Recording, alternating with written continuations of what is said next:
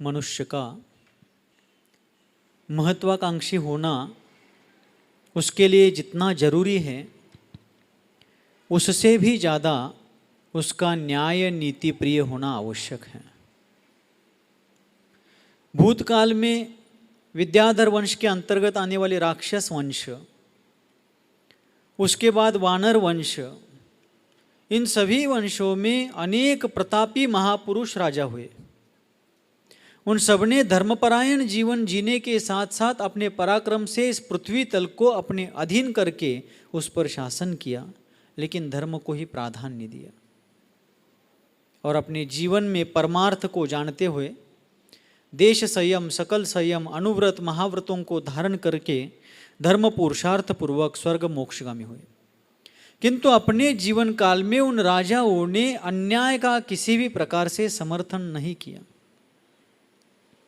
मेरी भावना में अपन सभी लोग एक पंक्ति पढ़ते हैं, धर्मनिष्ठ होकर राजा भी न्याय प्रजा का किया करे। यदि राजा ही प्रजा का शोषण करने लगे, यदि राजा ही प्रजा पर अन्याय करने लगे, तो प्रजा को न्याय देगा कौन? और जिसके पास जो बल होता है वह बल अपने आत्मरक्षा के साथ साथ जो दुर्बल घटक होते हैं समाज में, प्रजा में, उनके रक्षण के लिए उस बल का प्रयोग करना चाहिए।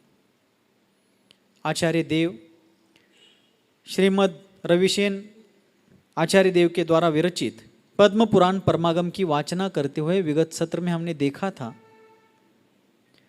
कि अपनी नगरी को, मूल भूमि को, किष्कुपुर को पाने के लिए पुरुषार्थ करने वाले सूर्य रज और रुक्ष रज, इन दोनों राजाओं को इंद्र नामक विद्याधरों के महाराजा के द्वारा नियुक्त जो यम नाम का दिक्पाल था, उसने बंदी बना करके एक तुरुंग में, एक कारागृह में डाला था, जिसका नाम उसने नरक रखा था। लक्षात असेल की आहे ना?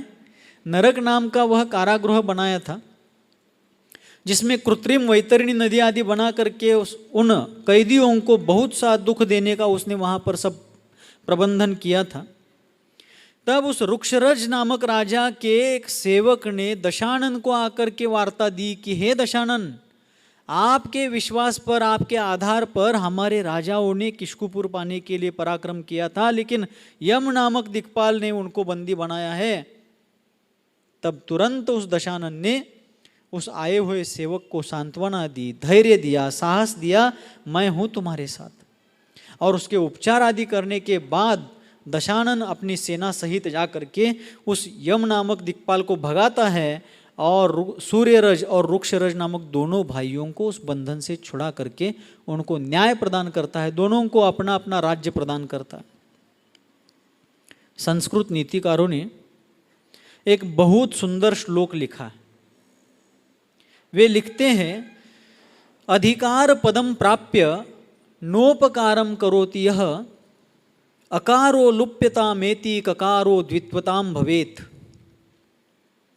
मतलब जिस किसी व्यक्ति को उसके पुण्य प्रताप से, उसके पराक्रम से उसको अधिकार प्राप्त हुए हैं, लेकिन अधिकारी होने के बाद भी, उसके पास पावर्स होने के बाद भी यदि वह अपने पावर का, सत्ता का, सामर्थ्य का उपयोग दीन दुर्बलों की रक्षा के लिए नहीं करता है, परोपकार के लिए अपने अधिकारों का सदुपयोग नहीं करता है, तो उसके जीवन में क्या घटता है? संस्कृत नीतिकार कहते हैं, अकारो लुप्यतामेति।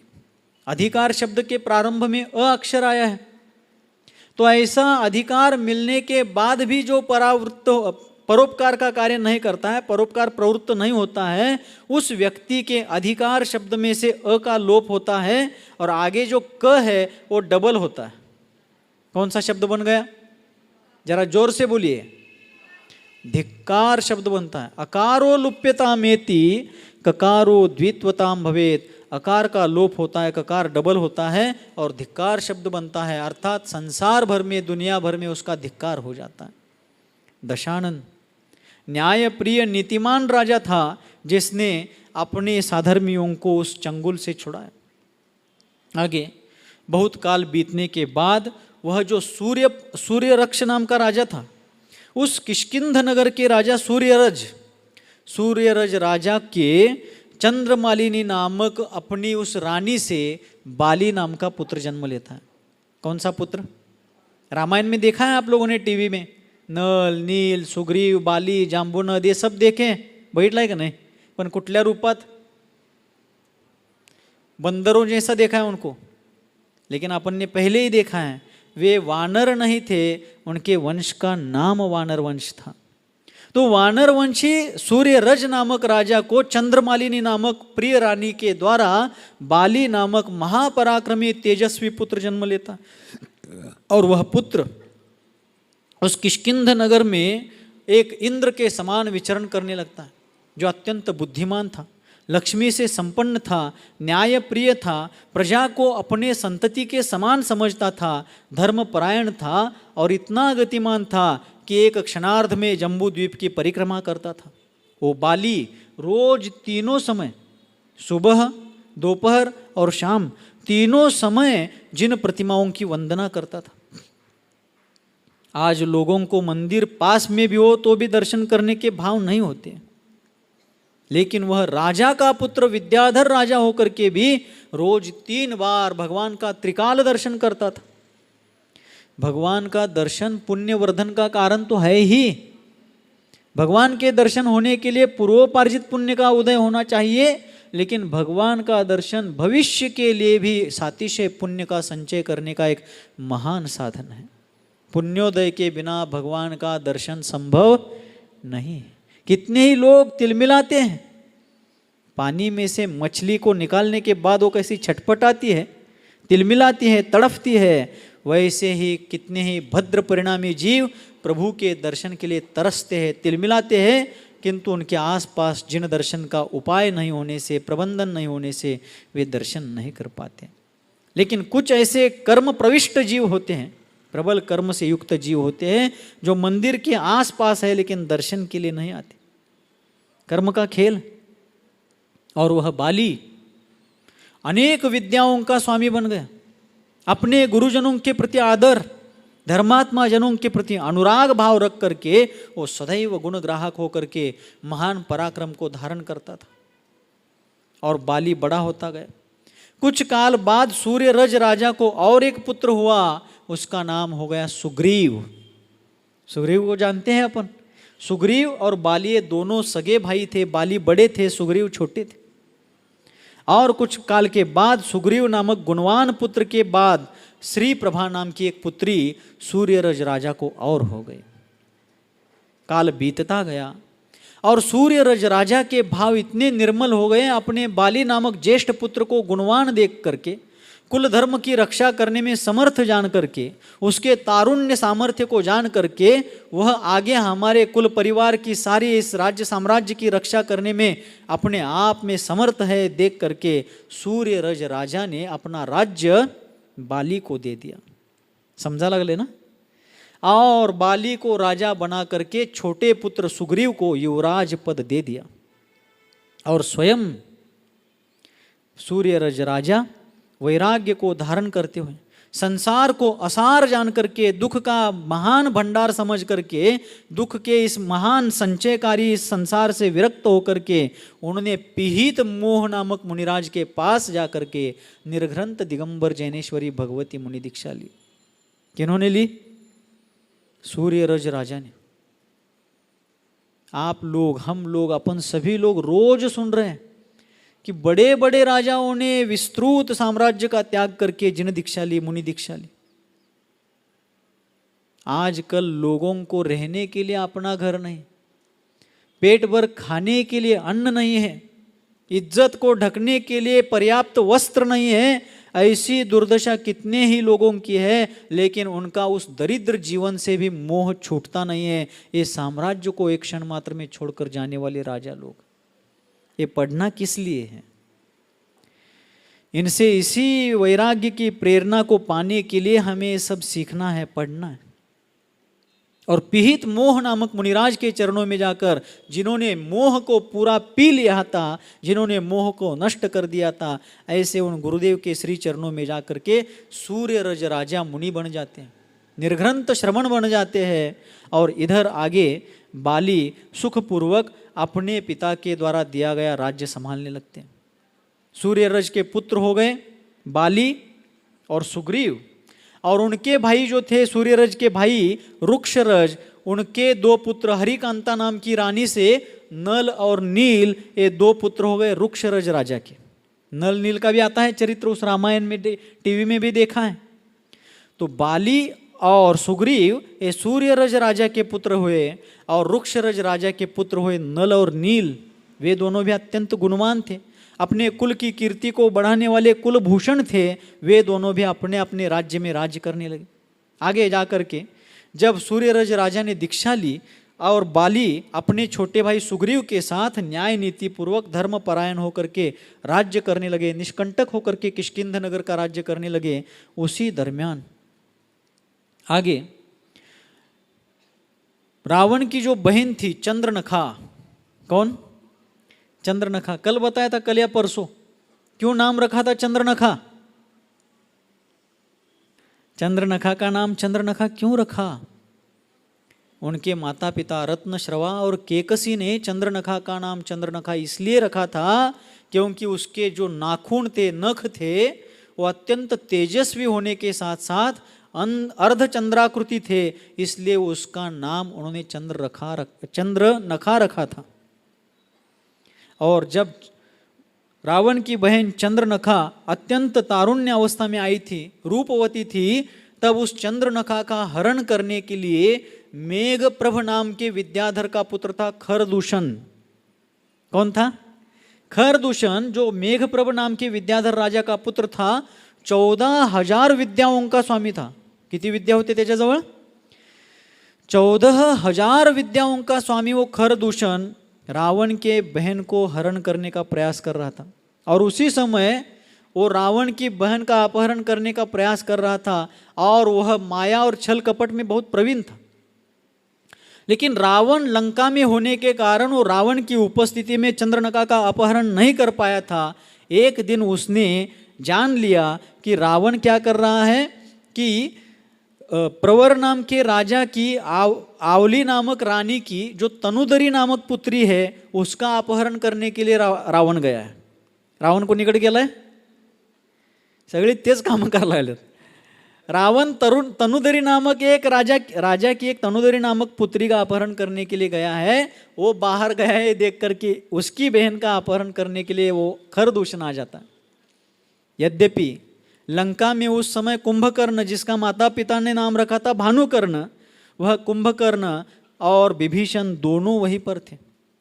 लेकिन उन दोनों को पता चलने के पहले ही उस खरदूषण ने चंद्रनखा का अपहरण कर लिया। वो उसको दूर ले गया। उतने में ही रावण उस तनुदरी नामक राजपुत्री को लेकर के आया। आते ही उसको भाइयों के द्वारा पता चला कि हमारी प्राण प्रिय बहन चंद्रनखा का अपहरण मेघप्रभ नामक राजा के पुत्र खरदूषण ने किया है। रावण तुरंत क्रोधित हो जाता है। आग बबूला होकर के, संतप्त होकर के वह अपनी सेना को उठाकर बुला करके जाने के बजाय सेना इकट्ठा होने तक वो बहुत दूर चला जाएगा, ऐसा सोच करके क्रोध से अत्यंत उद्दीप्त हुआ वह रावण, वो दशानन अपने हाथ में खड्ग लेकर, तलवार लेकर के जाने लगता है। उसी समय जब उसको संताप से लाले लाल होता हुआ जाते हुए देख करके उसकी धर्मपत्नी, हजारों रानियों में जो शिरोमणि थी, वह मंदोदरी, कौन? मंदोदरी। रावण को हजारों रानियां, 16,000 रानियां थी। किती? सगळा पुण्याचा प्रताप आहे। कशाचा प्रताप आहे? पुण्य। जिसका जितना पुण्य होगा उसको उतनी ही विभूतियां प्राप्त होंगी। और फिर जब रावण की उन दशानन की उन सभी रानियों की जो पट रानी थी, मुख्य रानी थी, महारानी थी मंदोदरी, रावण को संतप्त होकर के युद्ध के लिए जाता हुआ देख करके वो बीच में आ जाती है और हाथ जोड़कर उसको निवेदन करती है, देखिए किसी भी पति को सिर्फ पत्नी नहीं धर्म पत्नी मिलनी चाहिए। काय मिळाली पाहिजे? धर्म पत्नी। भारतीय संस्कृति में, भारतीय विवाह संस्था में एक बहुत प्रतिष्ठित शब्द प्रचलित है, धर्म पत्नी। कौन सा शब्द? म्हणा की जरा जोरानं, तुमचाच गौरव चालला हिवाने। पत्नियों के बारे में एक विशेषण लगाया जाता है, धर्मपत्नी। क्यों? पत्नी को धर्मपत्नी इसलिए कहते हैं क्योंकि वह अपने धर्म विरुद्ध पति को या धर्म से उदासीन या धर्म से दूर रहने वाले पति को भी प्रेरित करके उसको धर्म के मार्ग में लगा देती है, सन्मार्ग पर लगा देती है, सदाचारी बनाती है, उसको अपने साथ साथ पुण्य कार्य में लेकर के उसके कल्याण में सहायक बनती है। नारियों के अनेक नाम हैं शास्त्रों में, स्त्रियों के लिए अनेक नाम हैं। नारी, क्या नाम है? नारी। क्या मतलब है नारी का? न अरी, नारी शब्द का संधि विच्छेद किया जाए तो दो शब्द निकलते हैं, न अरी। अरी का अर्थ तो अपन जानते हैं, नमो अरिहंतानम रोज बोलते हैं। अरी का अर्थ क्या है? शत्रु। जिसका कोई भी अरी न, जिसका कोई भी शत्रु नहीं है, जिसका सभी के साथ आत्मीयता भरा, प्रेम भरा, अत्यंत स्नेहपूर्ण व्यवहार होने से जिसे कोई भी शत्रु नहीं है, वह है नारी. आके नोडता अंदर नंद पित्याला खवळ शेळती. हे वास्तविक चुकीचं आहे. नारी का अर्थ है जिसका कोई भी अरी नहीं है. एक और नाम है अबला, है क्या नाही? स्त्रियांना अबला म्हणतात. आपल्याकडे इकडे म्हणत नाहीत वाटतं, सगळी सबला आहेत वाटतं. मग काय महाराज, सांगलीत सगळी सबला आहेत एकापेक्षा एक. अबला, अबला का लोक प्रचलित अर्थ है जो दुर्बल है, दुबली है, दूसरों के द्वारा सदैव शोषण की जाने वाली है, दूसरों के द्वारा हमेशा जिसको पीछे किया जाता है वो है अबला. लेकिन वास्तविक अबला का और एक अर्थ है अबला. हिंदी में बला शब्द का अर्थ होता है संकट. जिसके होने से घर परिवार पर कभी संकट नहीं आ सकता उसे कहते हैं अबला. उसे क्या कहते हैं? अबला. और एक नाम है दुहिता. और एक क्या नाम है? दुहिता. दु यानी दोनों तरफ का, पितृपक्ष और पति पक्ष. मातृपक्ष अर्थात उसका मायका, माहेर. माहेरची काय? साडी. माहेर पक्ष आणि दुसरा सासर पक्ष. तो दुहिता का अर्थ है जो दोनों तरफ का हित करने वाली है. ऐसे अनेकों नाम है. तो वह मंदोदरी दुहिता थी, अबला थी, नारी थी, सुता थी. सु यानी अच्छा, ता यानी पना, जिसमें अच्छा पना है, जिसका स्वभाव, जिसके विचार बहुत अच्छे हैं, वह है सुता. तो जिसका विचार अत्यंत सुंदर था, अपने कुल की रक्षा का था, अपने पति के हित का था, ऐसी वह मंदोदरी अपने पति के साथ आकर के, सामने आकर के हाथ जोड़ करके विनती करती है कि हे प्राणनाथ. कितना अत्यंत प्रतिष्ठित संबोधन किया कि हे प्राणनाथ, आप ये क्रोध में संतप्त होकर कहाँ जा रहे हैं? क्रोध मनुष्य के विवेक को पंगु बना देता है, आप थोड़ा शांत होइए. पंगु म्हणजे पांगळा.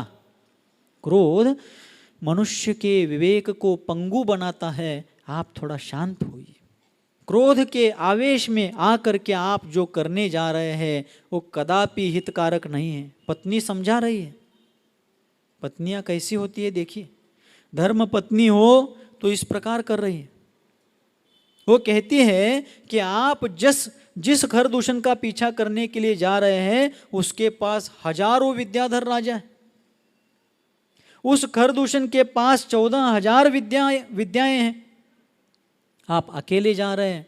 अकेले जाने की भी चिंता नहीं, आप एक ही हाथ से समस्त विद्याधर वंश को पराजित कर सकते हैं. लेकिन अब जो आपकी बहन को लेकर के चला जा चुका है, निकल जा चुका है, उसका पीछा करके आप उससे युद्ध करेंगे तो 2 नुकसान होंगे.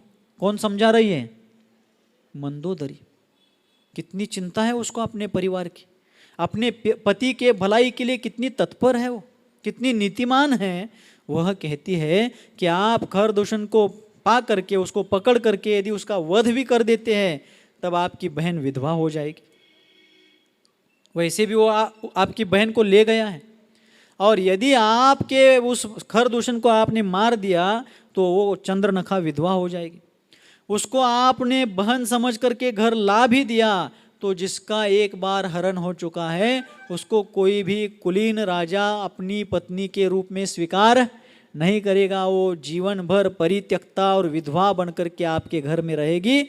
उसके बजाय खरदूषण उसको ले गया है, अब अपने हाथ में कुछ बचा नहीं है। लेकिन हे राजन, हे महाराज, आप जिस खरदूषण को आज शत्रु मान रहे हैं उसको आपकी बहन देने में कोई बुराई नहीं है, क्योंकि वो अनेक विद्याओं का स्वामी है, महाबलवान है, विशाल साम्राज्य का धनी है, नीतिमान है। आपकी बहन को सुख से रखेगा, आप शांत होइए। पत्नी की बात सुन करके रावण ने भी विचार किया। दशानन सोचता है और सोच करके कहता है कि हे पुण्यकारिणी, हे सुभगे, तुमने जो कहा मुझे समझ में आया। मैं क्रोध में अंधा होकर के, क्योंकि क्रोध मनुष्य के विवेक की आंख फोड़ देता है। क्रोध क्या करता है? मनुष्य के विवेक की आंख को फोड़ देता है। क्रोध से मनुष्य अविवेकी हो जाता है। पूर्वजों ने, बुजुर्गों ने क्या कहा कि क्रोध के हाथ में बुद्धि नहीं सौंपनी चाहिए। क्रोध के हाथ में बुद्धि नहीं सौंपनी चाहिए, क्योंकि क्रोध के समय मनुष्य विवेकहीन होकर के बहुत बड़ा अनर्थ कर देता है और बाद में पश्चाताप करता है। तब दशानन कहता है कि तुमने सचमुच मुझे योग्य सलाह दी। यद्यपि मैं युद्ध से डरता नहीं हूं, रावण कहता है। अहंकार बीच बीच में वो उसको बरगलाता है।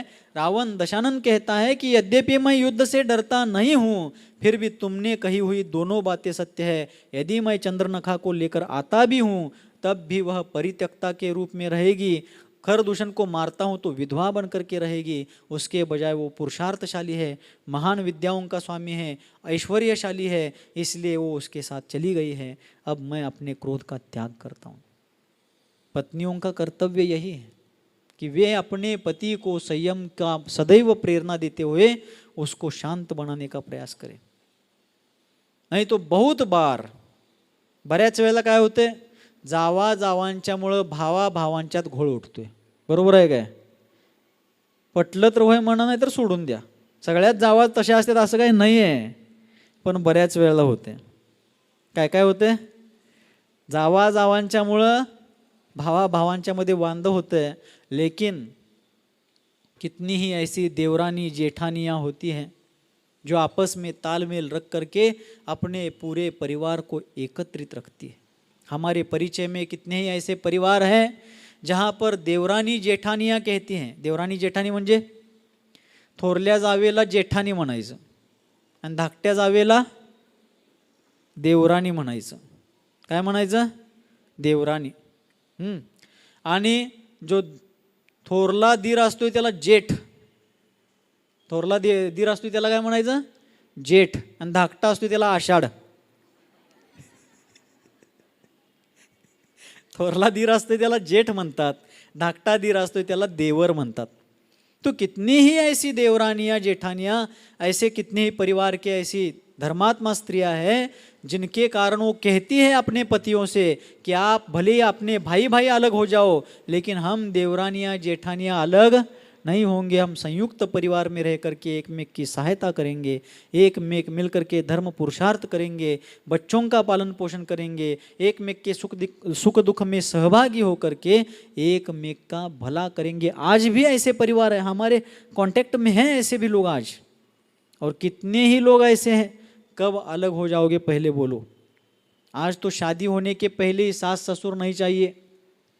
ಎಲ್ಲ छुलीत, पार छुलीत, पगार बकळीत, आडवे बकळीत, बंगले दांडग्या जंगच्या जंगीत ಎಲ್ಲ छुलीत, ನಮಗೆಲ್ಲ ಪಸಂದಿತ್ ಖರೆ ಯಾನ್ ಒಂದ ಅಡಚಣಿ ಯಾನ ಪಾರ ನಾವು ವಾಪಸ್ ಸಂಗಡ ಬೇಡ ಅಂದ್ ಯಾರ್ಯಾರು ಬೇಕು?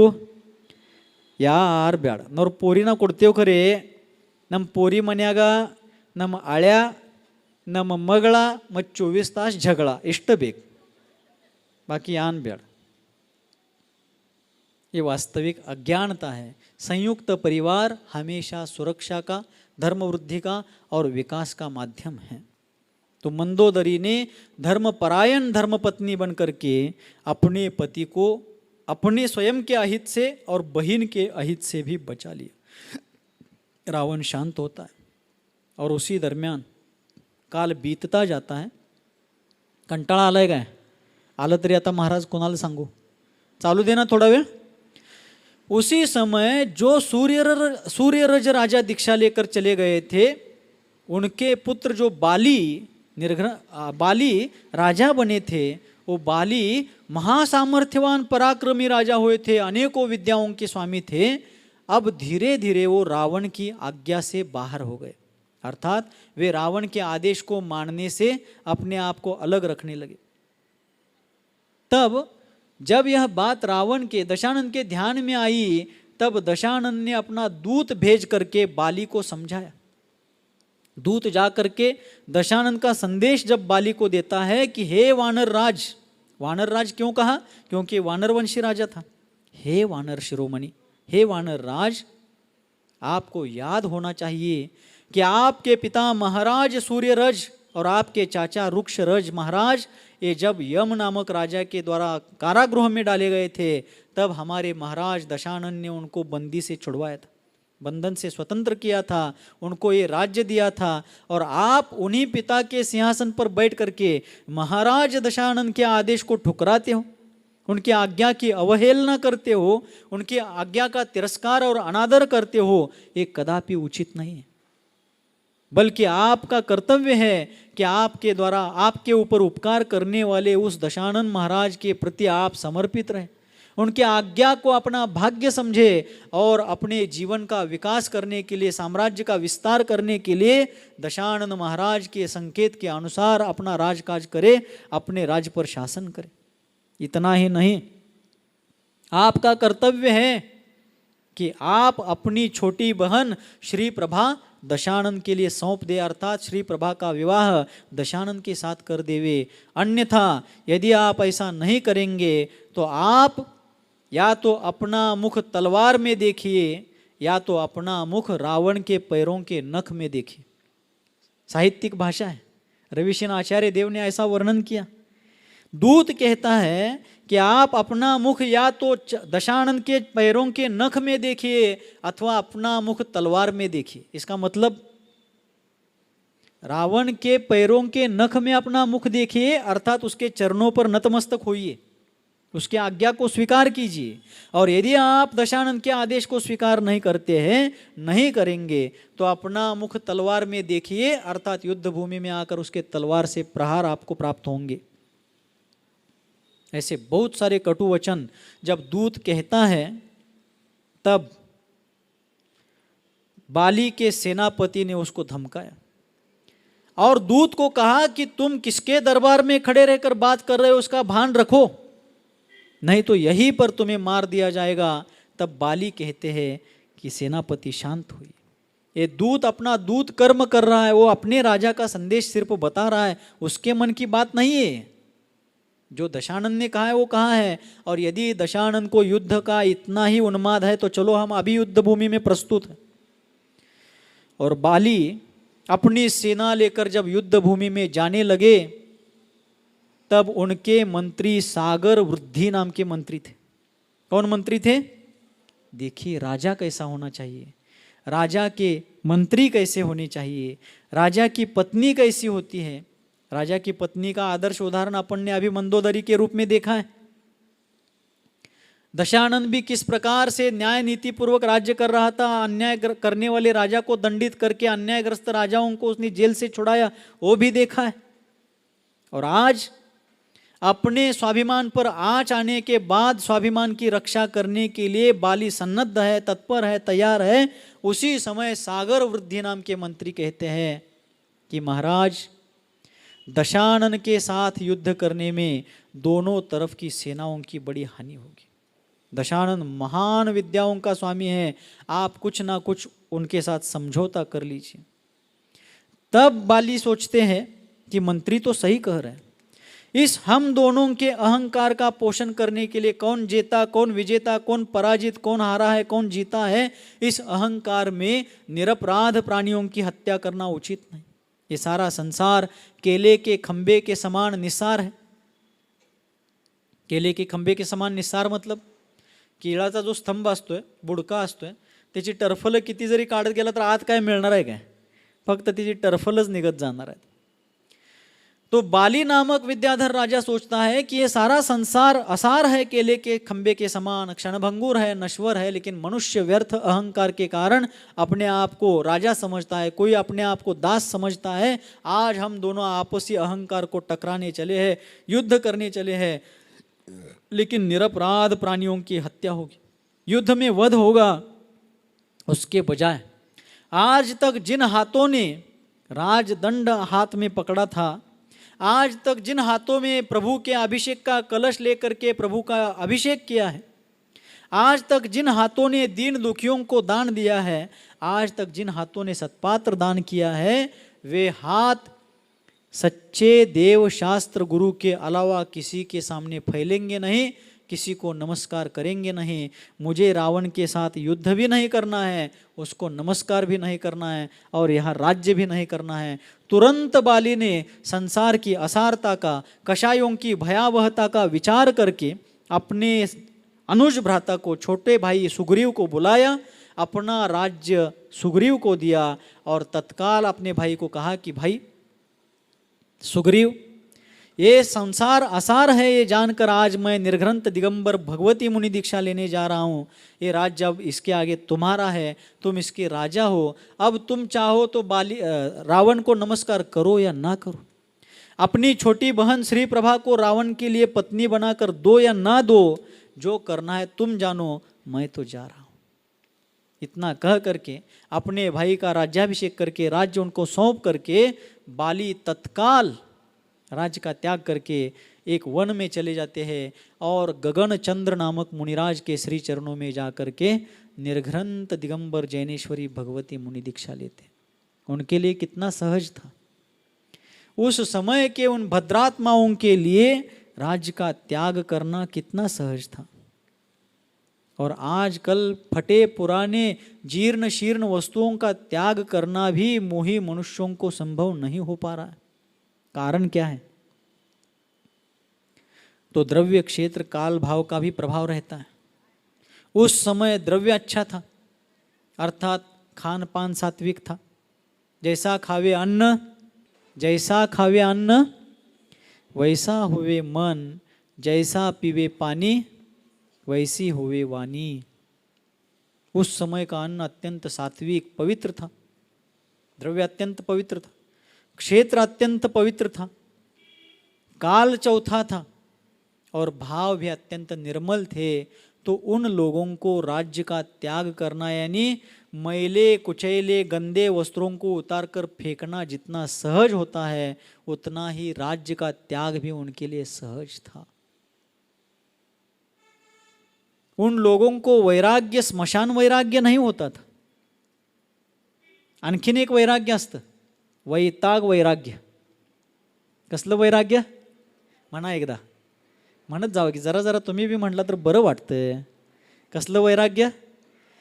वैताग वैराग्य म्हणजे काय? घरात रोज भांड्यांचं खटपट आवाज धडाधड पडलेला ऐकून वैतागून त्याच्या मारी चला जाऊ दे, हे नकोच. त्यानं वैराग्य, हे काय परपंचात अर्थ नाही बाबा. त्याच्यामुळं वैराग्य येणं क्षणभरापुरतं ते वैताग वैराग्य. स्मशान वैराग्य, स्मशान वैराग्य क्या होता है? जब कोई व्यक्ति मरता है तो उसके अंत्य संस्कार के लिए लोग उसको ले जा करके स्मशान भूमि में जलाते हैं. तो उसको जलाते हुए देख करके लोगों को वैराग्य होता था, होतं. आत्ता जाळणारी तिकडे जाळा लागल्यात, बाकीची मोबाईलमध्ये लागल्यात. असं होतंय बरं काय खरोखर. जलाने वाले अभी अंत्य संस्कार कर रहे. वर्तमान में यदि देखा जाए तो किसी के मृत्यु के बाद जलाने वाले जला रहे, चिता रचने वाले रच रहे हैं, प्रेत रखने वाले रख रहे हैं, करने वाले कर रहे हैं. और बाकी के जो वहाँ गए हैं उनमें कोई वो देखता हुआ खड़ा है, कोई आपस में बातचीत कर रहा है, कोई फोन पर बोल रहा है, कोई मोबाइल देख रहा है. दुनिया अपने काम में मग्न है. स्मशान में सिर्फ फॉर्मेलिटी के लिए गए हैं. वहाँ से कुछ वैराग्य लेने के लिए जाने वाले लोग अब ना के बराबर हैं। एक बार एक युवक कबीर दास जी को मिलने के लिए आया। किसको मिलने आया? कबीर दास को। लेकिन जब वह उनके घर आया तब कबीर दास जी घर में नहीं थे। जब उसने घर में पूछा तो उनकी धर्मपत्नी कहती है कि अभी अभी हमारे गली मोहल्ले में किसी की मृत्यु हुई है और उनके अंत्य संस्कार के लिए हमारे श्रीमान जी आमचं ह्यानी कुठे गेल्यात? स्मशान भूमीत। हमारे श्रीमान जी कबीरदास जी अंत्य संस्कार के लिए स्मशान भूमि में गए हैं, आप जाइए और वहाँ उनसे मिलिए।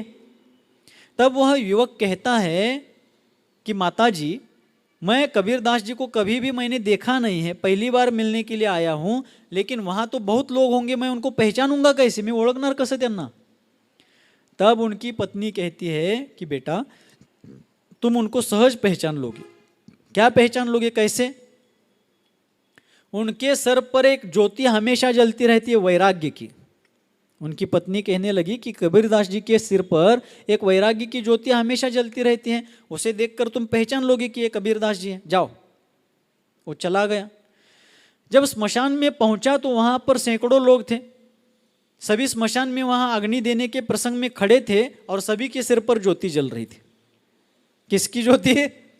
स्मशान वैराग्य की, कि हम भी ऐसे एक दिन जलने वाले हैं, हमारी भी मृत्यु होने वाली है, जीवन क्षणभंगुर है, सब नश्वर है, सब संयोग वियोगमय है, ऐसा सोचते हुए सबके सर पर वैराग्य की ज्योति जल रही है।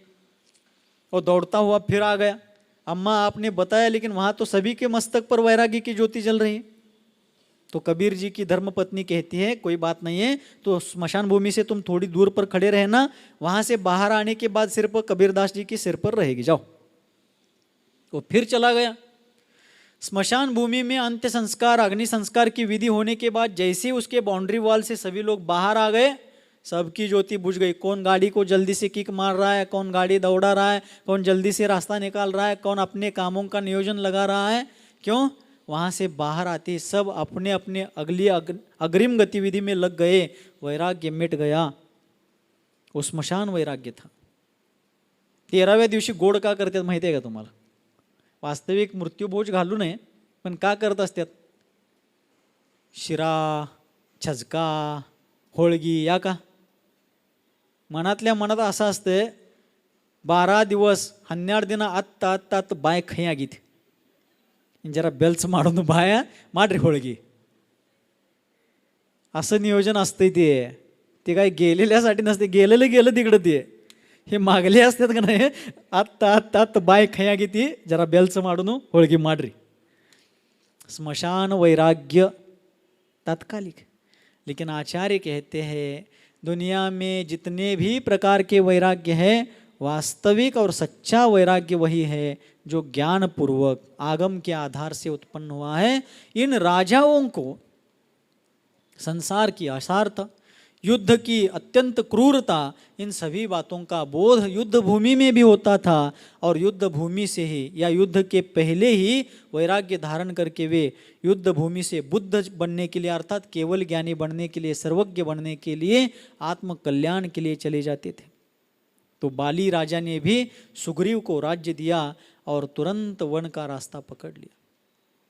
अब कल के सत्र में आने वाला है कि जब रावण कहीं विद्याधर विमान से, पुष्पक विमान से जा रहा होता है, कैलाश पर्वत के ऊपर से जा रहा होता है, तब वे ही रुद्धिधारी बाली मुनिराज वहाँ पर होते हैं। उनको देखकर उसको क्रोध आता है, तब वो कैलाश पर्वत को उठाकर समुद्र में फेंकने का प्रयास करता है। तब जिनालयों की रक्षा के लिए बाली मुनिराज क्या करते हैं, उस पर्वत को अपने अंगूठे से, पैर के अंगूठे से थोड़ा दबाते हैं। तब पर्वत उठाने वाला रावण, उसके ऊपर उस पर्वत का भार पड़ता है, तब वो जोर से रोने लगता है। तो उसके रोने के कारण उसका नाम पड़ता है रावण। तब तक उसका नाम है दशानन। ये सब अगले सत्र में आने वाला है, ब्रेक के बाद, अगले एपिसोड में। तो बाली मुनिराज पर उपसर्ग करने के दुर्भाव दशानन के होते हैं, लेकिन जिनालयों की रक्षा करने के लिए ध्यानमग्न होते हुए भी वे वहाँ पर तत्पर होते हैं। तो क्या होता है अग्रिम सत्र में देखेंगे।